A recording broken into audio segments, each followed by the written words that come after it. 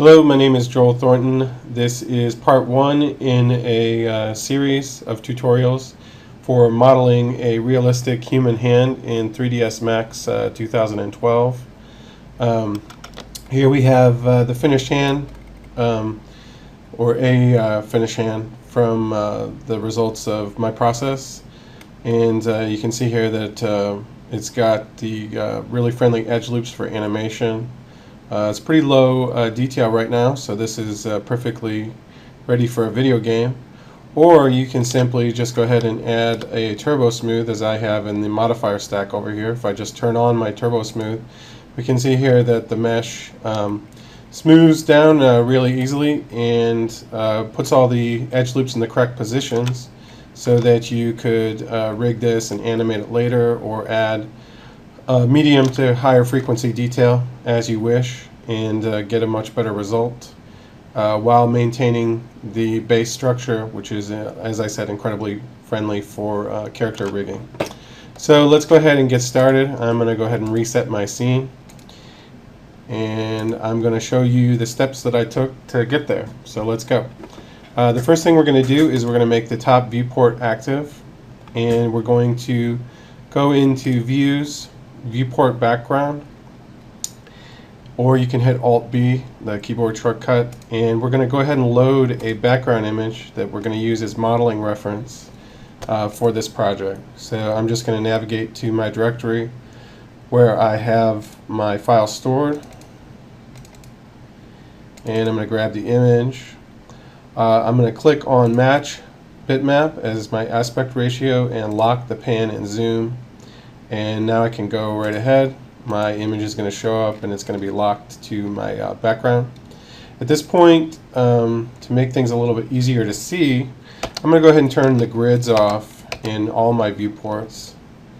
And this will help us get modeling and help you guys watching this on YouTube so you can see everything a little bit more clearly.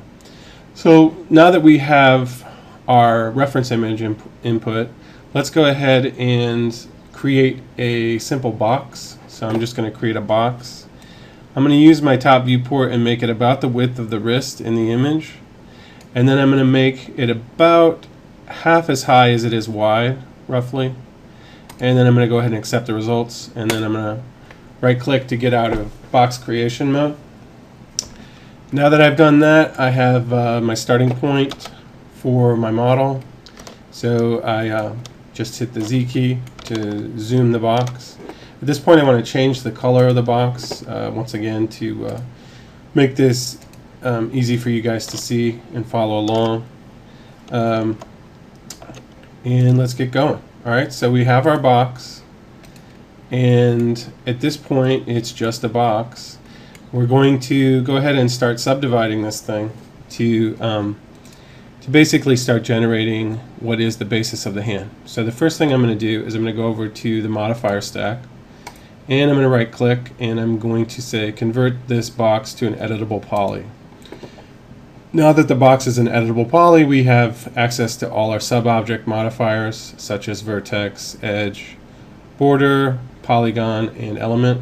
For this tutorial we're going to focus on vertex, edge, and polygon mainly. So let's first go ahead and click on vertex, and let's just go ahead and go into the orthographic viewport in the top, and I'm going to marquee drag to select all the vertices simultaneously. So if I can illustrate that here in the perspective view, you can see here that I marquee dragged around my box, and I've selected both the top and bottom vertices simultaneously.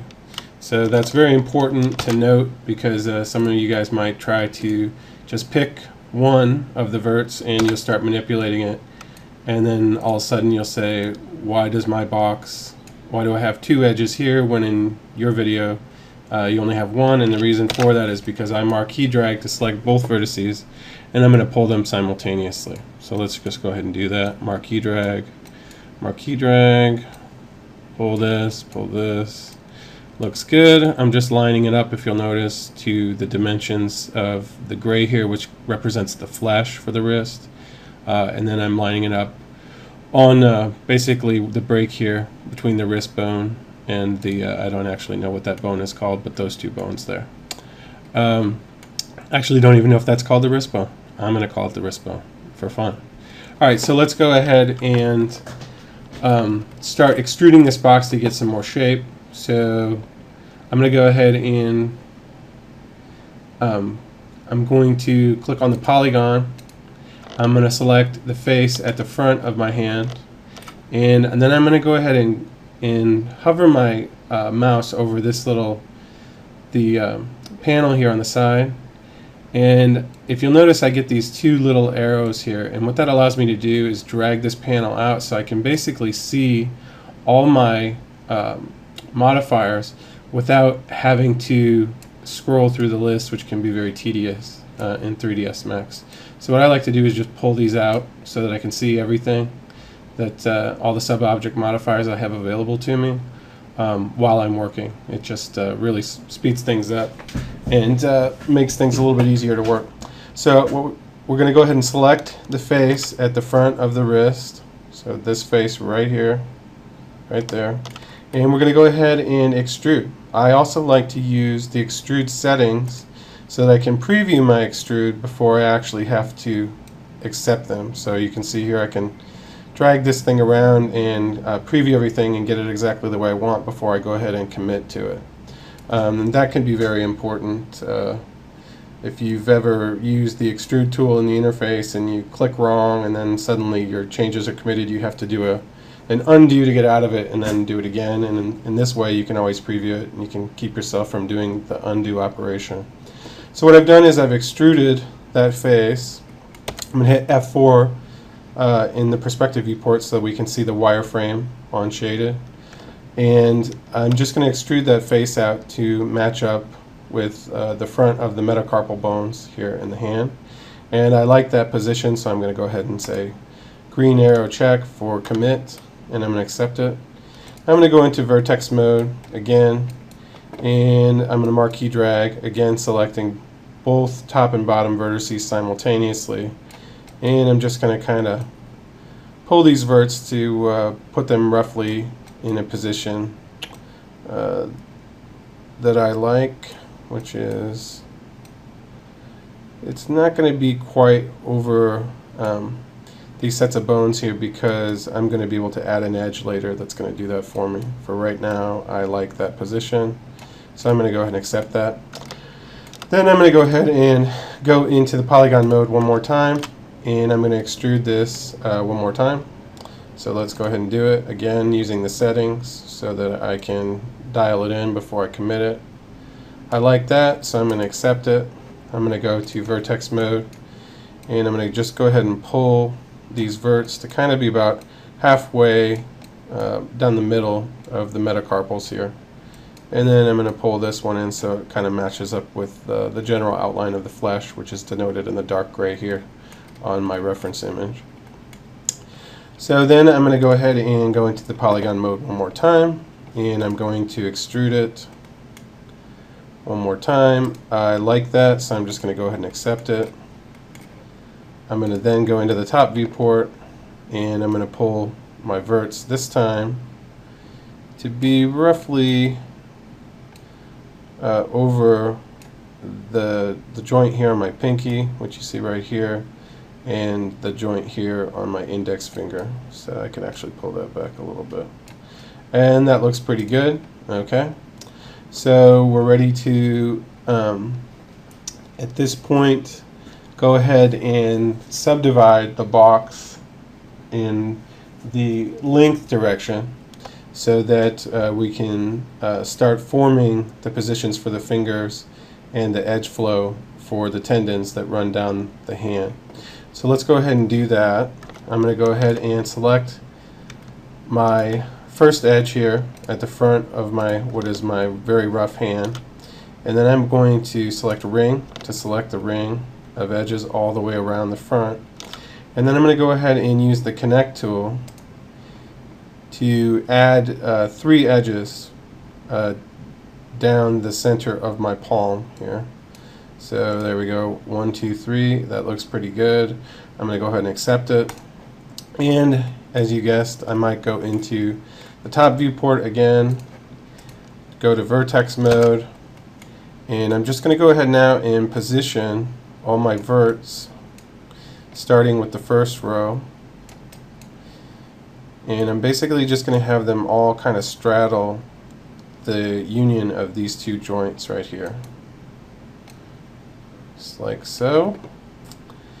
And then I'm going to start angling the next rows as I go down so that they just flow with those bones. Okay? And we're just going to do that, flowing down. Looks pretty good.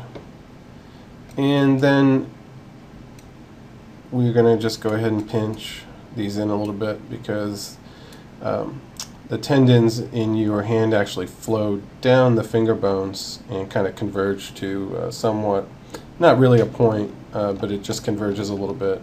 It doesn't fan out the complete width of the wrist. So that looks pretty good from the top view anyhow. And we've now, we still have a box, of course, but it's starting to represent the hand a little bit better than when we started.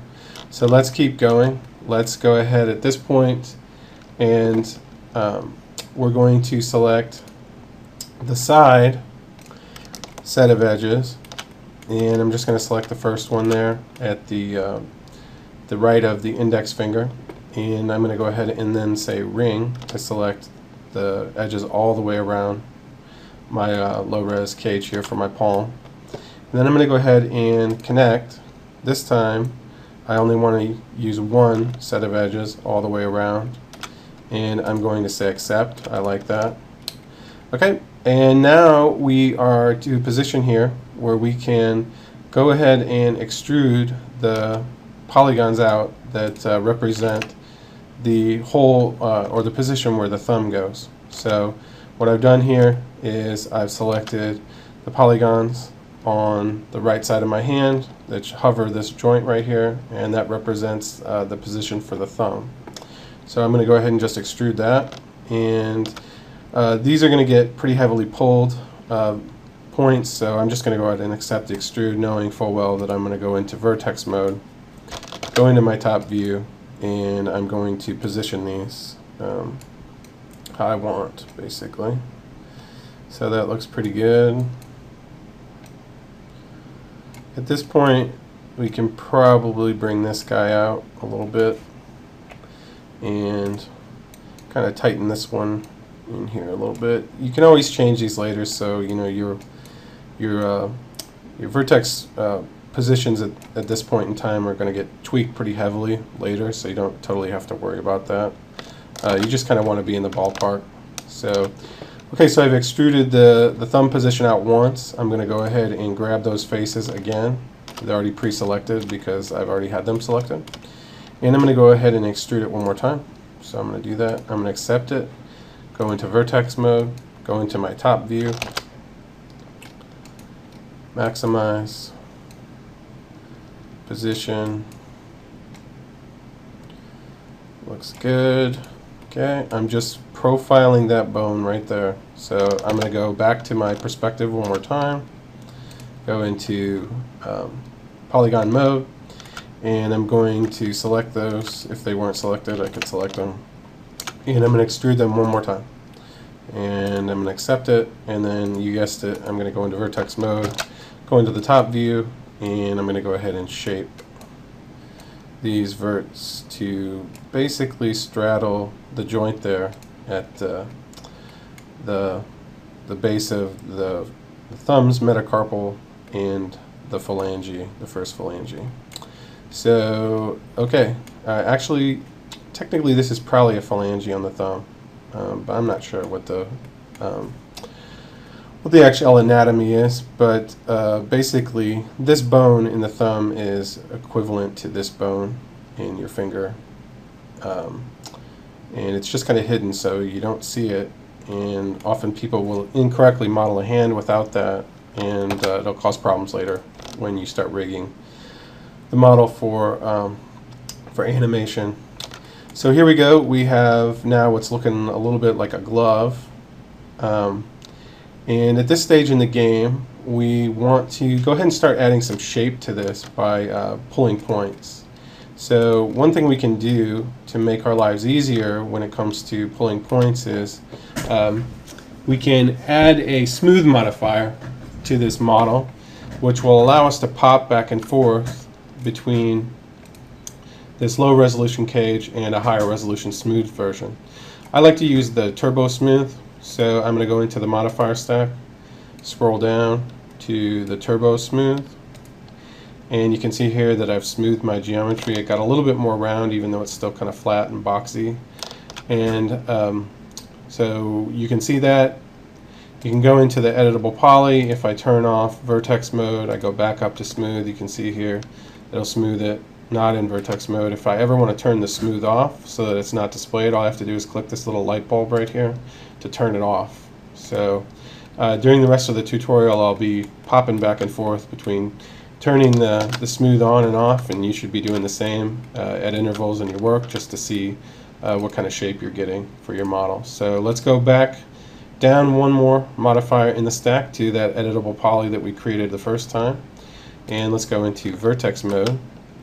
And what I'm going to do is I'm going to start right here at the bottom right of the top of my hand, and what I'm going to do is I'm just trying to add some roundness to my model so that I'm kind of removing the boxiness. Whenever you start off with a box, you run the risk, and I see it all the time on box modelers' portfolios, where you can really tell that they're box modelers because often they don't do a good job of getting rid of the boxiness. And I want to help you guys not make that same mistake in your modeling.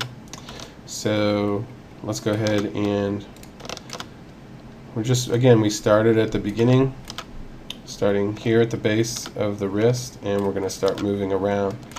And I'm just going to take basically the edge off of the model,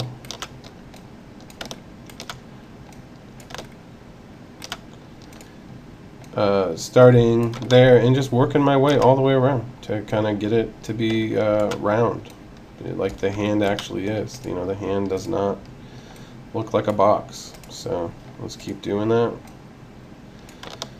And again, you know, I might get some of these wrong at this point, and I'm not too worried about that because I can always change it later, and will change it later. So we're going to keep going, just pulling points, and I'm going to avoid the top of the hand because I'm going to come back to that later. So let's go ahead and pull this one down, and in, down and in, down and in. Oops. Got to really be careful when you are pulling points in the 3D view in 3ds Max. If you are not careful, notice how I'm just working. Actually, it's in view mode right now, but you can also work in world mode.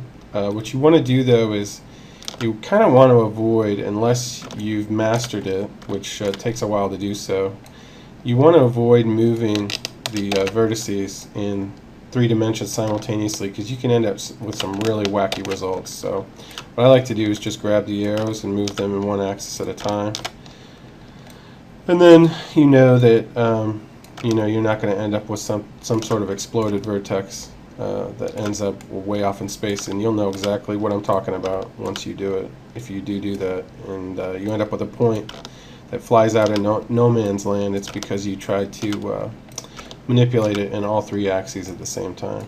So let's just keep going around. Now I'm at the bottom. I'm going to work my way around the same way I did at the top, pulling up, whoops, pulling up, pulling in. What I just did there, guys, is I accidentally hit Control X for expert mode, and what that does is that gets rid of all my tools interface. If you ever do that, it's just Control X to get it back, and now I can see all my tools again, which is useful. Alright, so I'm going all the way around the model.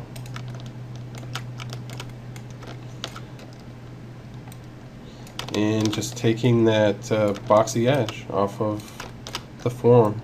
And you know, I wish there was an easier way to do this, but when you get into organic forms, kind of the pulling points is the way to go. There might be some, you know, quick ways to get it to a baseline, but when you're getting to a finished organic form with all sorts of different nooks and crannies, the only way to get there usually is through just grabbing your verts or edges and pulling them into position like so. So I'm going to keep going.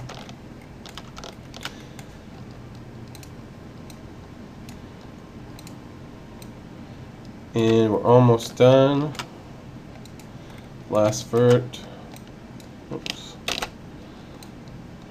Last vert. Stubborn vert. There we go.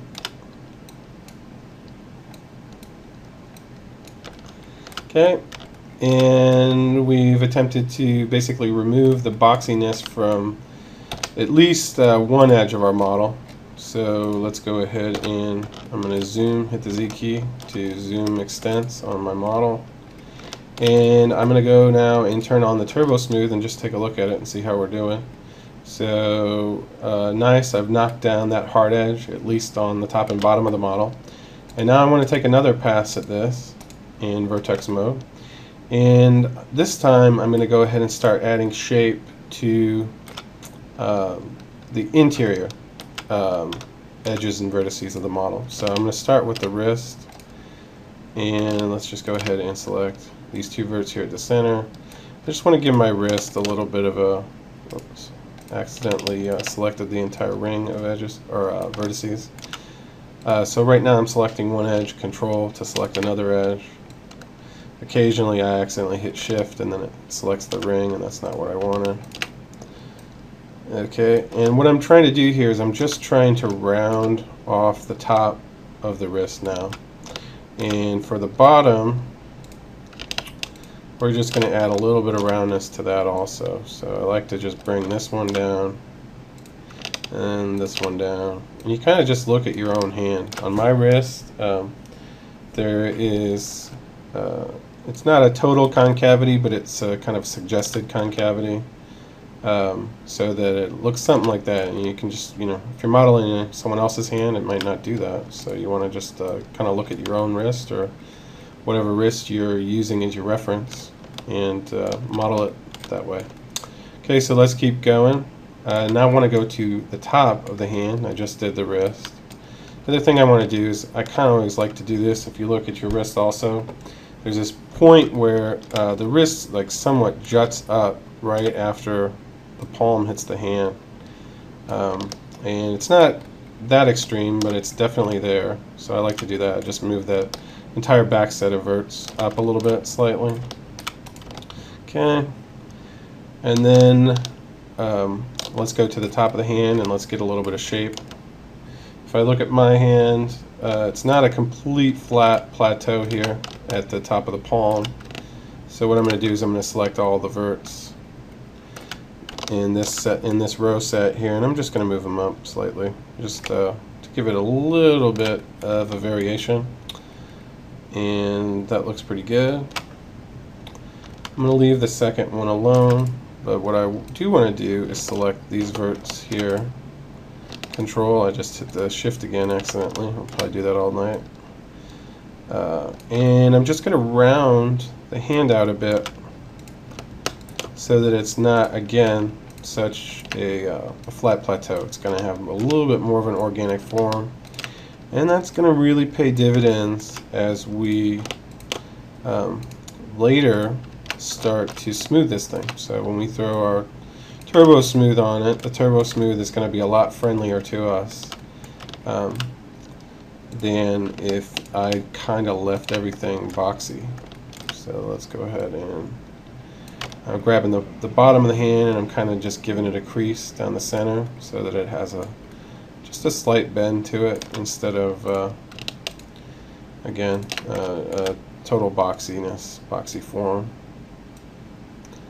So, and you don't want to overdo this, because if you do, when you go to smooth it, you'll see immediately that you overdid it. But again, that's fine, because you can always pull it right back out, especially when it's super low resolution like it is right now. Okay, so I've got my roundness on the sides. I've added some slight roundness to the arc of the top of the hand, and then a crease down the center. So hopefully when I go ahead and turn on my smooth, so I'm going to turn on the light bulb, and then I'm going to select the smooth, and I'll go back down the stack, and I want to turn off vertices so that I can just see the wireframe itself.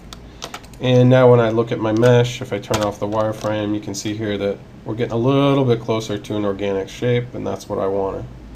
Alright, so looking good, looking better. Right now it just looks like a hacked off boxing glove, but I swear it's going to come together here as we keep going.